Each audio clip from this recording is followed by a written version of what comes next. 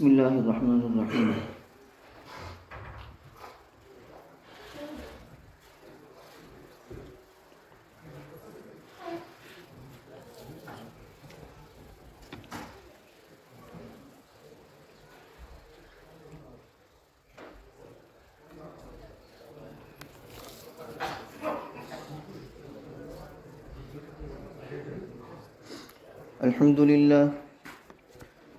الحمد لله نحمده ونستعينه ونستغفره ونعوذ بالله من شرور أنفسنا ومن سيئات أعمالنا، من يهده الله فلا مضل له ومن يضلله فلا هادي له، ونشهد أن لا إله إلا الله وحده لا شريك له، ونشهد أن سيدنا ومولانا محمدا عبده ورسوله صلى الله عليه وعلى آله وأصحابه وبارك وسلم تسليما كثيرا كثيرا.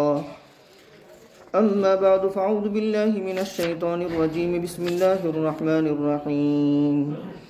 وإلى مدين أخاهم شعيبا قال يا قوم اعبدوا الله ما لكم من إله غيره ولا تنقصوا المكيال والميزان إني أراكم بخير وإني أخاف عليكم عذاب يوم محيط. ويا قوم أوفوا المكيال والميزان بالقسط ولا تبخسوا الناس أشياءهم ولا تعثوا في الأرض مفسدين. بقية الله خير لكم إن كنتم مؤمنين وما أنا عليكم بحفيظ.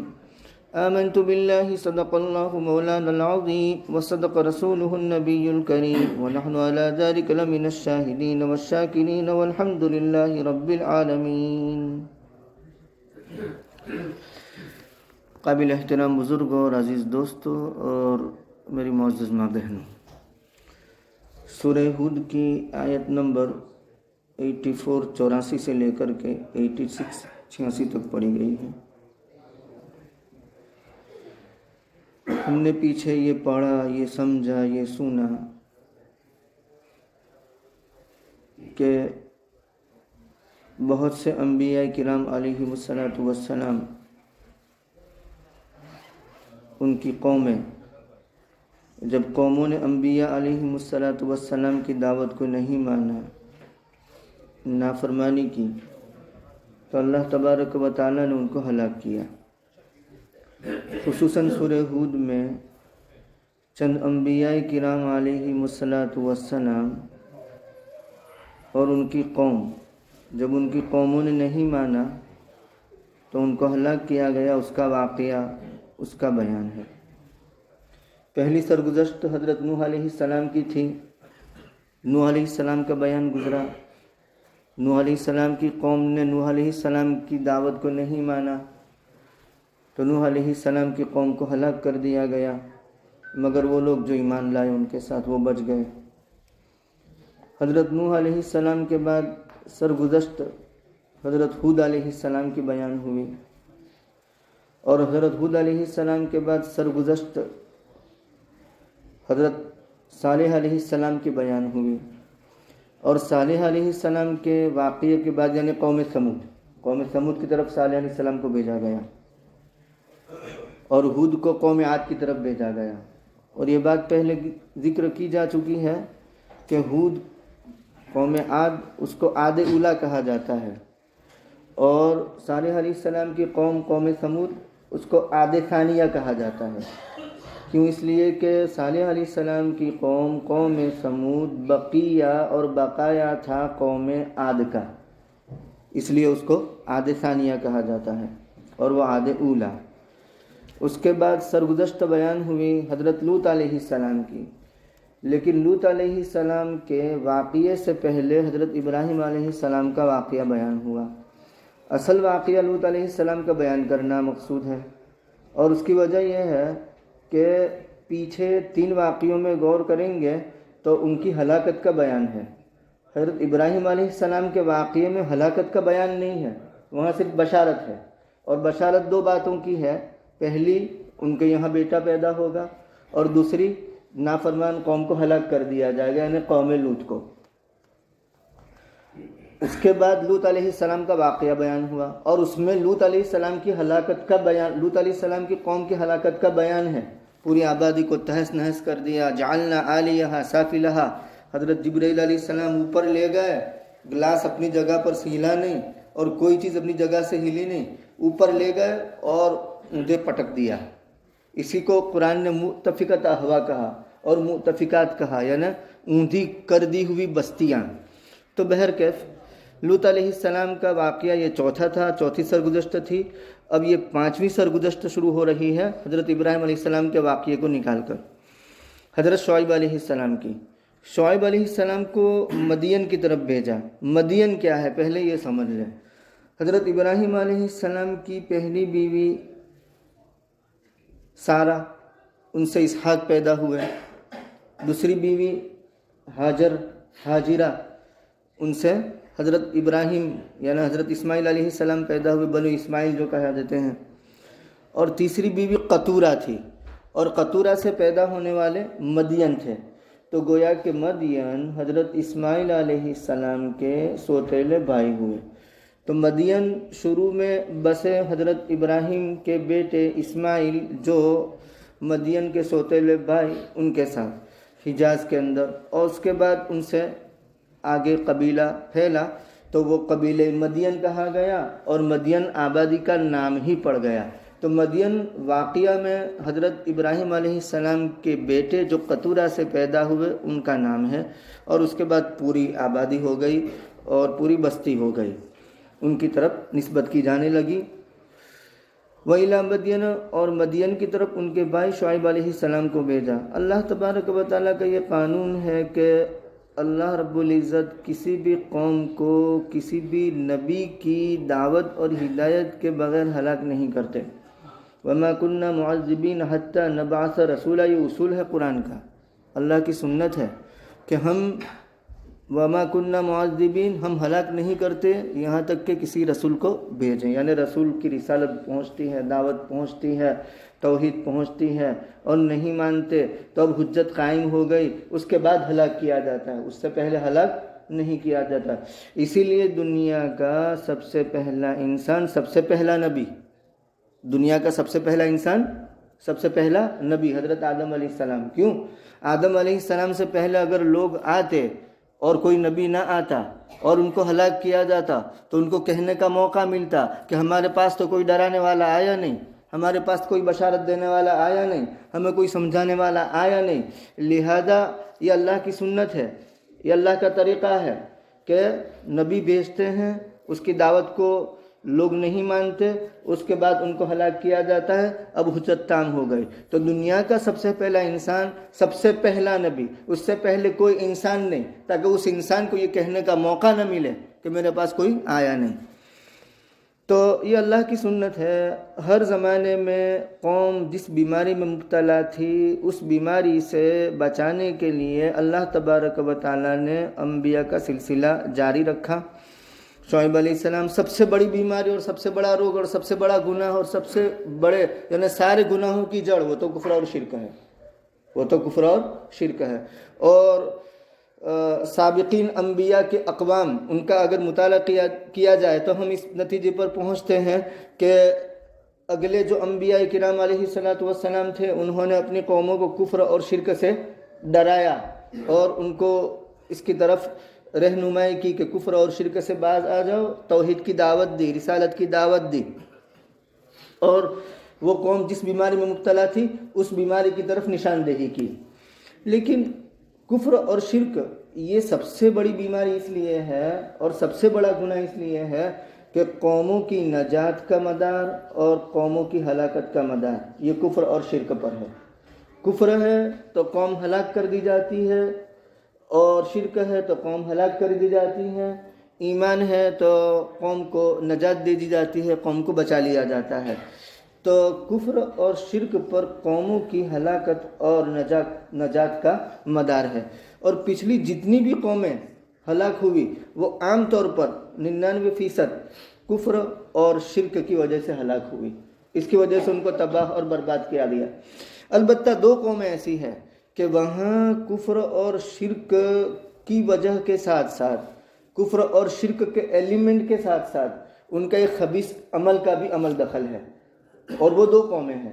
حضرت لوط علیہ السلام کی قوم، کفر اور شرک تو تھا ہی اپنی جگہ پر، لیکن وہ بہت بھیانک اور سنگین بیماری میں مبتلا تھی، اور ایسی بیماری، ایسا روگ اور ایسا گناہ کہ جو گناہ اس سے پہلے کسی نے کیا نہیں تھا۔ اس روئے زمین پر وہ گناہ سب سے پہلے ان سے وجود میں آیا، اور وہ لواطت کا گناہ، یعنی تلذذ بالمثل۔ تلذذ بالمثل کا مطلب یہ ہے کہ ہم جنس، مطلب یہ کہ مرد کے ساتھ اپنی خواہش کو پوری کرتا ہے عورت کو چھوڑ کر کے، تو یہ سب سے پہلے قوم لوط کے اندر پایا گیا۔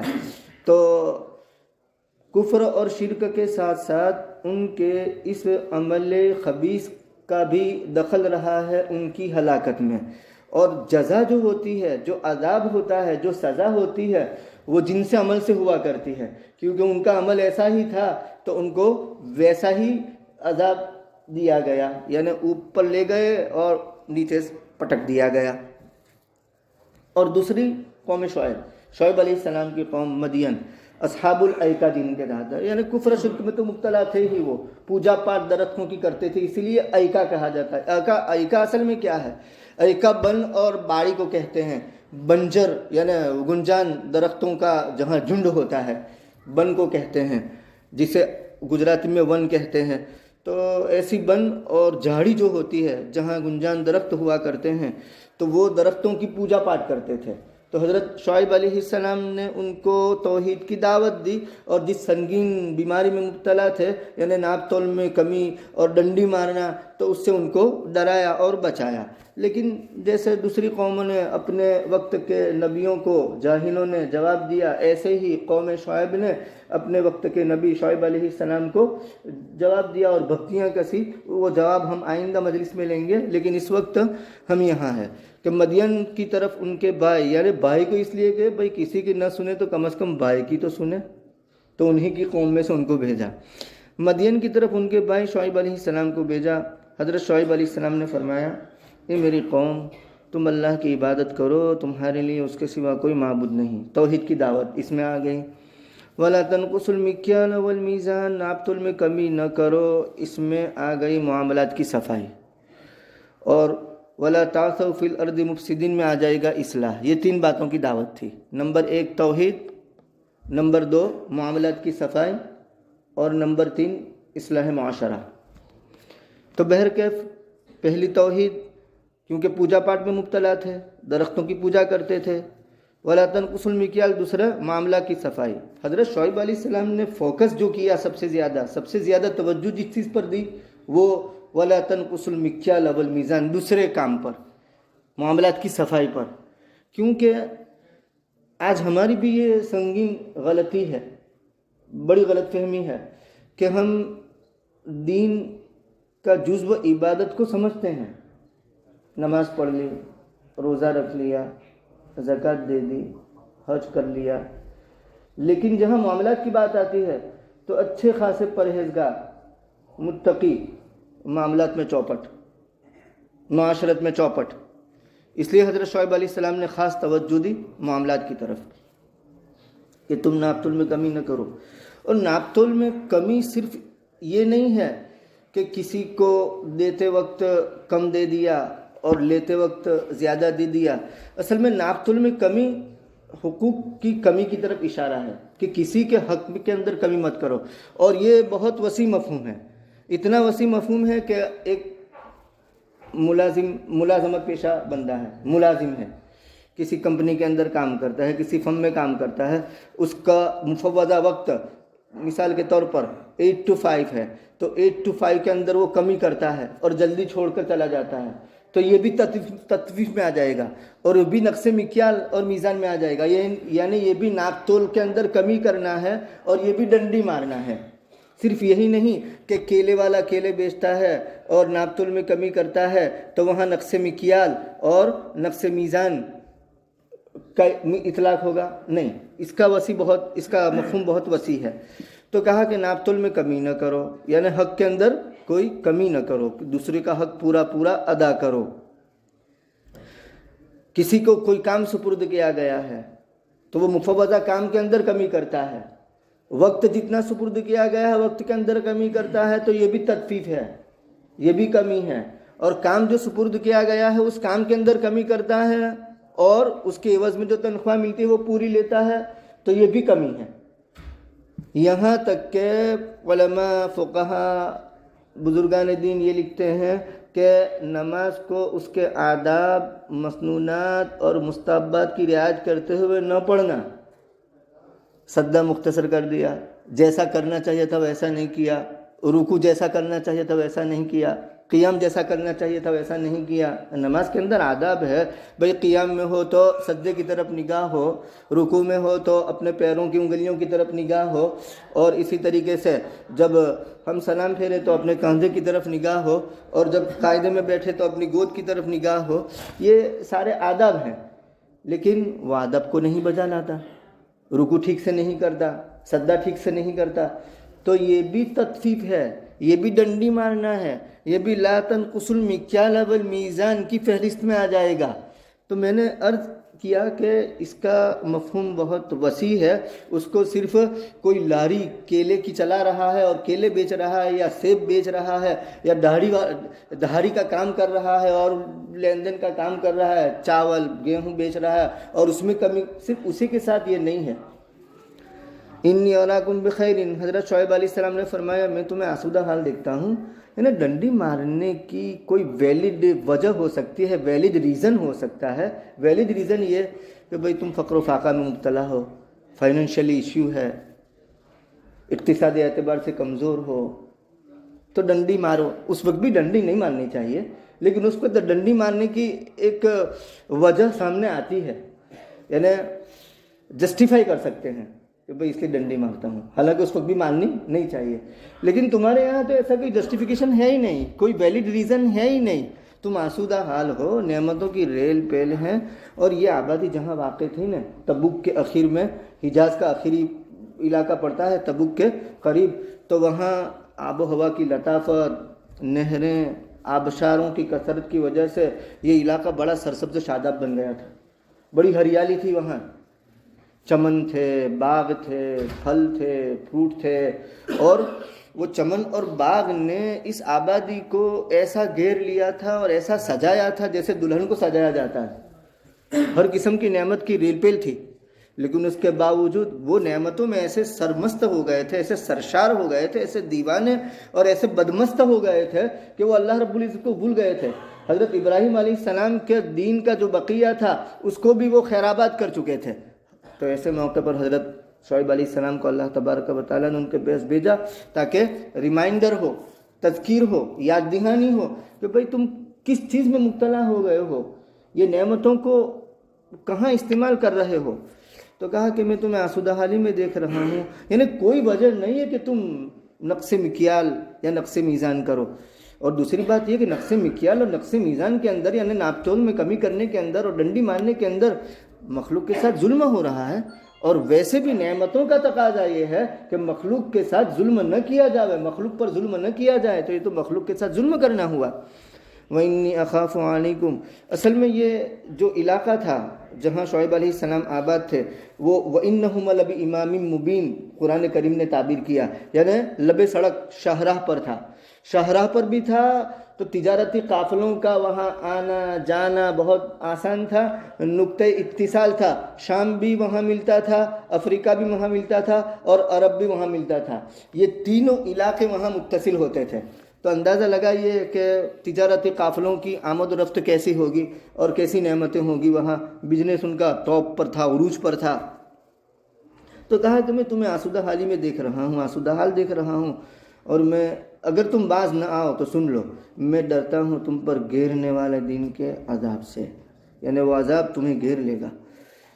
وَيَا قَوْمِ أَوْفُوا الْمِكْيَالَ وَالْمِيزَانَ بِالْقِسْطِ، پیچھے لَا تَنْقُصُوا الْمِكْيَالَ وَالْمِيزَانَ کہا کہ ناپ تول میں کمی مت کرو، ڈنڈی مت مارو، تو اس کا مفہوم مخالف آٹومیٹک خود بخود سمجھ میں آ جاتا تھا کہ ناپ تول کو پورا دو۔ لیکن ناپ تول کی اہمیت کو بیان کرنے کے لیے اللہ تبارک و تعالیٰ نے اس کو صراحتاً واضح طور پر الگ سے امر کے صیغے کے ساتھ بیان فرمایا، حالانکہ وہ مفہوم وہاں سمجھ میں آ جاتا تھا۔ وَيَا قَوْمِ، اور میری قوم، تم تول کو اور ناپ کو پورا دو، مطلب ناپ تول کو پورا کرو انصاف کے ساتھ، اور لوگوں کو ان کی چیزیں گھٹا کر مت دو، لوگوں کو ان کی چیزیں گھٹا کر مت دو، ولا تعثوا فی الارض مفسدین، اور زمین میں فساد مچاتے ہوئے مت پھیلو یا مت پھرو، مت گھومو، زمین میں فساد مت مچاؤ۔ نبی کریم صلی اللہ علیہ وسلم نے کچھ گناہوں کی نشاندہی فرمائی کہ کچھ گناہ ایسے ہیں کہ جب وہ گناہ وجود میں آتے ہیں تو ساری قوم کو تباہ اور ہلاک کر دیا جاتا ہے، اور کچھ گناہ ایسے ہیں کہ جب وہ وجود میں آتا ہے تو ساری قوم کو نہیں، لیکن جو شخص گناہ میں مبتلا ہے اس تک اس کا وبال رہتا ہے۔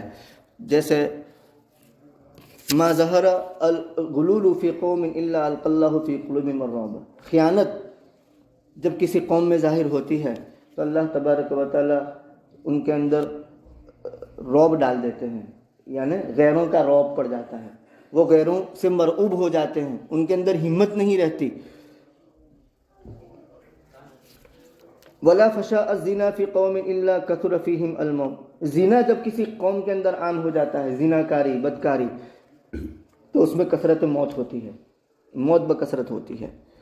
ولا نقص قوم المکیال والمیزان، جب کسی قوم کے اندر ناپ تول کی کمی ہوتی ہے، ڈنڈی مارنا ہوتا ہے، لوگوں کے حقوق کو پامال کرنا ہوتا ہے، الا قطع عنہم الرزق، تو وہاں رزق ان سے ختم کر دیا جاتا ہے، مطلب قحط سالی میں مبتلا ہو جاتے ہیں وہ لوگ، ہریالی ختم ہو جاتی ہے، سرسبزی ختم ہو جاتی ہے، شادابی ختم ہو جاتی ہے، قحط اور ڈراؤٹ جیسا سب ہو جاتا ہے۔ ولا حکم قوم بغیر حق الا فشا فیہم الدم، اور جب قوم ناحق فیصلہ کرتی ہے تو ان میں خون ریزی عام ہو جاتی ہے، بلڈ شیڈنگ ہوتا ہے۔ ولا خطر قوم بالعہد الا سلط علیہم العدو، اور جب کوئی قوم عہد کو توڑتی ہے، یعنی بدعہدی میں مبتلا ہوتی ہے، غداری میں مبتلا ہوتی ہے، تو دشمن ان پر مسلط کر دیے جاتے ہیں۔ یہ ایسے گناہ ہیں کہ جس میں عام ابتلا ہوتا ہے تو پوری قوم کو ہلاک کر دیا جاتا ہے۔ سود ایسا گناہ ہے کہ جب سود کے اندر کوئی مبتلا ہوتا ہے تو وہ اس کی وبا اس تک محدود رہتی ہے۔ تو بقیت اللہ خیر لکم، حضرت شعیب علیہ السلام نصیحت فرماتے ہیں کہ اللہ کا باقی، مطلب یہ کہ تم تجارت کرتے ہو اور اس میں تو انصاف کے ساتھ جو نفع ملتا ہے اس کو بقیہ کہا، تو کہا کہ اس کے اندر برکت ہے، لوگوں کے حقوق کے ادا کرنے کے بعد تمہارے پاس جو نفع آتا ہے تجارت میں، اس کو بقیہ کہا گیا، اس میں برکت ہے، یہ بہتر ہے اللہ تبارک و تعالیٰ کے نزدیک تمہارے لیے، اللہ کا باقی ماندہ تمہارے لیے بہتر ہے، مطلب تم نے جو نفع حاصل کیا ہے حق حلال کی کمائی کرنے کے بعد، ناپ تول پورا کرنے کے بعد، یہ تمہارے لیے بہتر ہے اگر تم ایمان رکھتے ہو، اگر تم یقین رکھتے ہو۔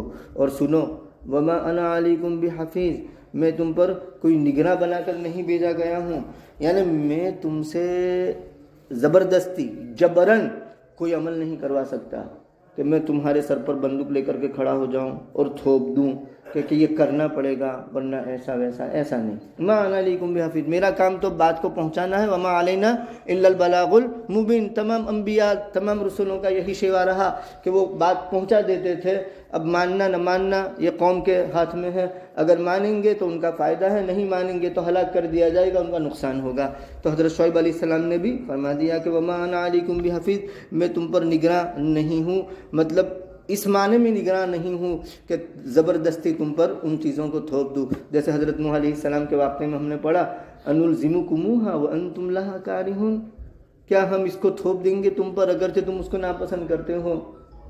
تو وہی بات ہے، اللہ رب العزت ہمیں پوری قوم کو اس واقعے میں یا ان آیتوں میں جس روگ کو بیان کیا گیا ہے، جس بیماری کو بیان کیا گیا ہے، جس گناہ کو بیان کیا گیا ہے، یعنی حقوق کے اندر کوتاہی کرنا، حقوق العباد ہو چاہے حقوق اللہ ہو، یہ سب نقص مکیال اور نقص میزان میں آ جائے گا۔ اللہ اس سے ہماری حفاظت فرمائے اور حقوق کو پورا کرنے کی توفیق عطا فرمائے۔ سبحان اللہ و بحمدہ، سبحانک اللہم و بحمدک، ونشہد ان لا الہ الا انت، نستغفرک و نتوب الیک۔ سبحان ربک رب العزت